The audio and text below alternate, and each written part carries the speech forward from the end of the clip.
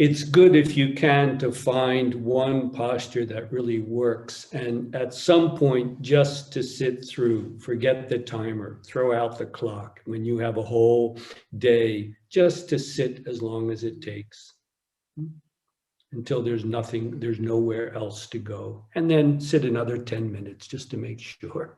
And then get up and do what you need to do. But it is good to be able to have a posture solid enough so that you can sit for really an extended time. But practically speaking, it's helpful to have different postures. For example, the way I'm sitting now is the most comfortable to me, but sometimes I reverse the legs. I put the other one up. You follow?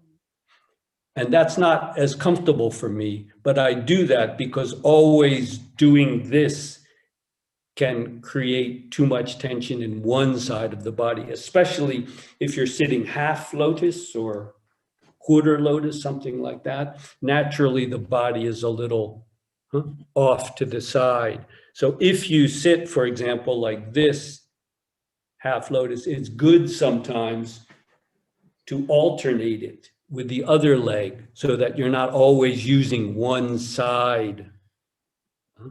You follow?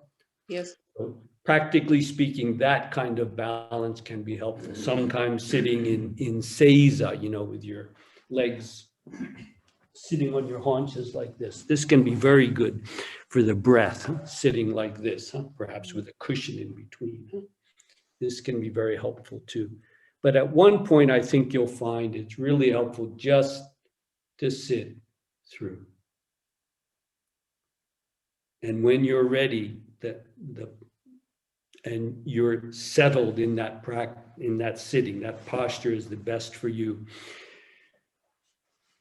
Just sit through to the end of yourself, not the end of some 50-minute period or something. And then you'll know, Make sure that it's settled and right.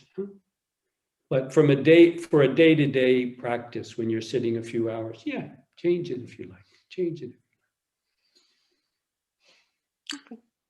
Okay, I think I mentioned, maybe it was in an earlier retreat, the body, the human body, it seems, is not made just to sit still for really long periods of time.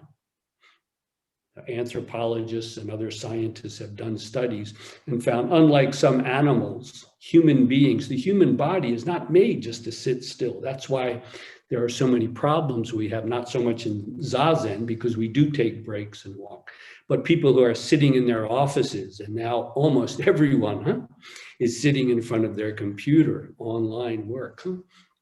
This creates problems. So you do need to get up and stretch sometimes too. The body needs that. But when you sit,